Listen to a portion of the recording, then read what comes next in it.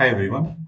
सो आज की इस वीडियो में हम लोग डिस्कस करेंगे topic of real depth and apparent depth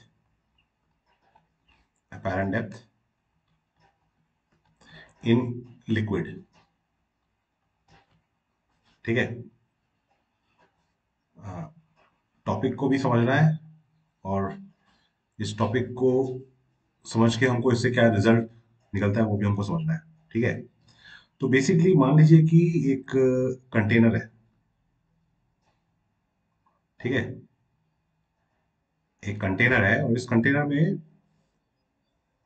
कोई लिक्विड है। ठीक है, ये लिक्विड का लेवल है।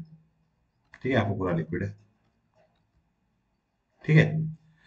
अच्छा, अब क्या हुआ कि यहाँ पे बॉटम सरफेस पे एक ऑब्जेक्ट है। ठीक है, ये कोई ऑब्जेक्ट है।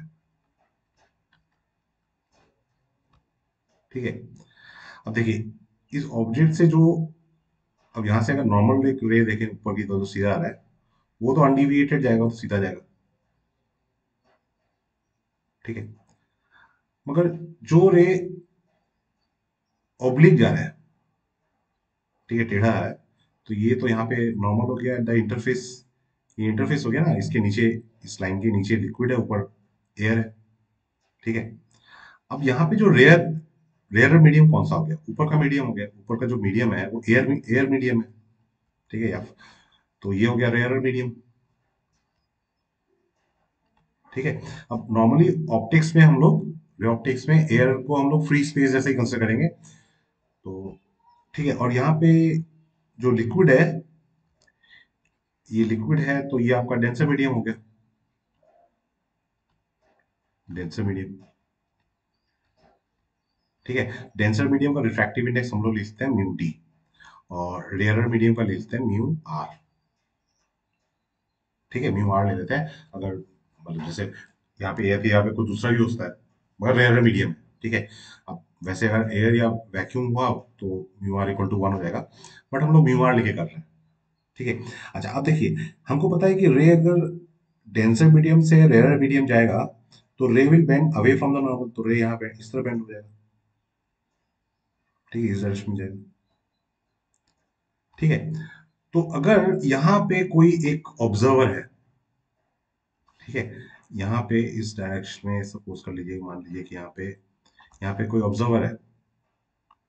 ठीक है। तो यहाँ पे अगर कोई ऑब्जर्वर है, ये ऑब्जर्वर की आंखें सपोज कर लो। ठीक है। तो ये हो गया ऑब्जर्वर।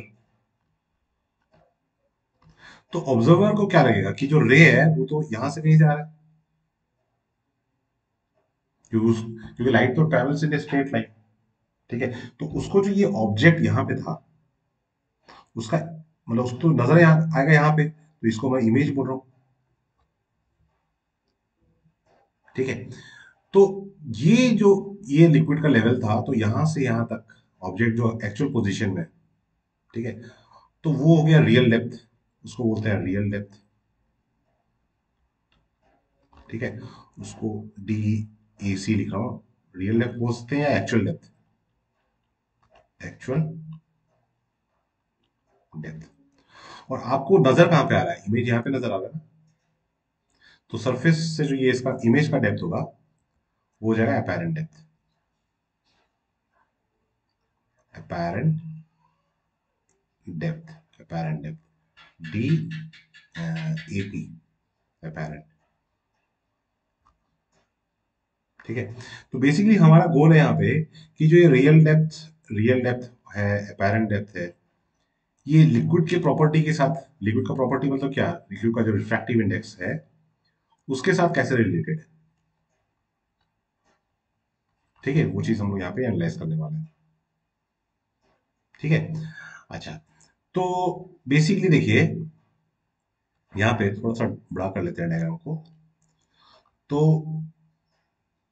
देखिए, ये जो रे यहाँ से जा रहा है ना, ठीक है, तो यहाँ पे ये आपका नॉर्मल हो गया, तो ये आपका एंगल ऑफ इंसिडेंस हो जाएगा, और ये हो गया आपका एंगल ऑफ रिफ्रैक्शन। ठीक है। ये अगर आर है तो ये this angle will also be equal to R, क्योंकि ये और ये चीज, ये दोनों लाइंस तो पैरेलल है। ठीक है। अच्छा, अब ये एंगल हम लोगों ने मार्क कर लिया। ठीक है, एंगल मार्क करने के बाद अभी हमारा नेक्स्ट टास्क है कि हम स्नेल्स लॉ यूज करें। ठीक है, स्नेल्स लॉ हमको यूज करना है। ठीक है, यहाँ पे ये हो गया डेंसर मीडियम म्यू डी, और ऊपर हो गया रेयर मीडियम म्यू आर। ठीक है। अच्छा, तो रिफ्रैक्टिव इंडेक्स अगर हम देखें, ठीक है, स्नेल्स लॉ यूज करके, स्नेल्स लॉ में क्या था कि अगर sine I by sine R is equal to क्या हो जाएगा, sine I by sine R equal to mu R by mu D. ये स्नेल्स लॉ था। ठीक है, तो कई बार ना हमको ये लिखने में थोड़ा कंफ्यूजन होता है कि यार यहाँ पे मतलब mu R by mu D लिखना है या लिखना है mu D by mu R. ये कभी कभी कंफ्यूजन हो जाता है। तो कंफ्यूजन दूर करने के लिए देखिए, ये जो स्नेल्स लॉ है ना, इसको इस तरह से लिखने से अच्छा है कि हम लोग ऐसे लिखें कि जिस मीडियम से रे मतलब आ रहा है, उस मीडियम में एंगल क्या फॉर्म हो रहा है, जैसे आई हो रहा है यहाँ पे एंगल, और उस मीडियम का रिफ्रैक्टिव इंडेक्स क्या है, म्यू डी। तो इसका जो प्रोडक्ट होगा ना कांस्टेंट होगा, मतलब साइन आई, प्रोडक्ट इसका कांस्टेंट होगा साइन आई, मल्टीप्लाई कर दो म्यू डी के साथ। ठीक है, ये आई जहां पे एंगल फॉर्म हो रहा है जिस मीडियम में, रिफ्रैक्टिव इंडेक्स भी उसी मीडियम का लेना है। तो इज इक्वल टू इस मीडियम जो ऊपर वाला मीडियम है वहां पे एंगल कितना फॉर्म हो रहा है, आर फॉर्म हो रहा है। तो sine R multiplied by, multiplied by क्या हो जाएगा, इस मीडियम में, यहाँ पे जो मीडियम है, ठीक है, ये मीडियम, इसका रिफ्रैक्टिव इंडेक्स क्या है, एंगल क्या है, एंगल तो आर है, और रिफ्रैक्टिव इंडेक्स क्या है, म्यू आर। तो म्यू आर हो गया। ठीक है, तो यहां से हम लोग अगर mu R by mu D लिखते हैं, mu R by mu D, ठीक है, तो क्या हो जाएगा, sine I by sine R, sine I by sine R, यही चीज यहाँ पे मैंने लिखा, साइन आई बाई साइन। ठीक है। अच्छा, एक तो रिलेशन हमारे पास ये हो गया। दूसरा रिलेशन क्या है, देखिए कि जो साइन आई है, साइन आई, ठीक है, अब ये ओ, ये जो पोजीशन है इसको कुछ ए ले लेते हैं, ठीक है, इसको बी ले लेते हैं। तो जो साइन आई है, साइन आई, अब ये एंगल आई जो है, ये this is also equal to I. ठीक है, ये एंगल और ये एंगल इक्वल होगा। तो sine I is equal to क्या हो जाएगा, परपेंडिकुलर बाय हाइपोटेन्यूज। तो मतलब परपेंडिकुलर क्या हो गया, परपेंडिकुलर हो गया A B divide by hypotenuse. Hypotenuse क्या होगा, ए ओ होगा। ठीक है, बट देखिए यहाँ पे जो एंगल्स हैं ये सारे एंगल स्मॉल है, तो ए और बी तो पास पास ही है। तो ए और बी अगर पास पास है, ठीक है, तो हम लोग A O approximately equal to B O लिख सकते हैं। तो इसका मतलब sine I is equal to A B by B O. ठीक है, सिमिलरली हम लोग sine R is equal to, वैसे तो साइन आर इक्वल टू है ए बी बाई ए आई। ठीक है, ये जो ट्राइंगल है, इस ट्राइंगल में साइन आर का वैल्यू कितना हो जाएगा, परपेंडिकुलर बाय हाइपोटेन्यूज, है कि नहीं। तो A B by A I, but again A और बी तो पास पास हैं, तो इसको मैं ऐसे लिख सकता हूँ, A B by B I. ठीक है, तो sine I by sine R अगर इन दोनों को हम लोग डिवाइड करें तो हमको क्या मिलेगा, है, sine I by sine R is equal to A B by B O into B I by A B. ठीक है, तो ए बी और ए बी को तो हम लोग कैंसिल कर दिया। So this is equal to B I by B O. ठीक है, sine I by sine R is equal to B I by B O. ठीक है। अच्छा, अब देखिए यहां पे ये sine I by sine R क्या है, यहां से हम लोग अगर लिखें mu D R, mu D R मतलब refractive refractive index of denser medium, denser medium with respect to with respect to rarer medium, with respect to rarer medium। ठीक है, तो हमारे पास मतलब म्यू डी आर चाहिए हमको। ठीक है, तो म्यू डी आर, इसको हम लोग क्या लिख सकते हैं, mu D R is equal to हो गया mu D by mu R. ठीक है, so that is equal to sine R by sine I.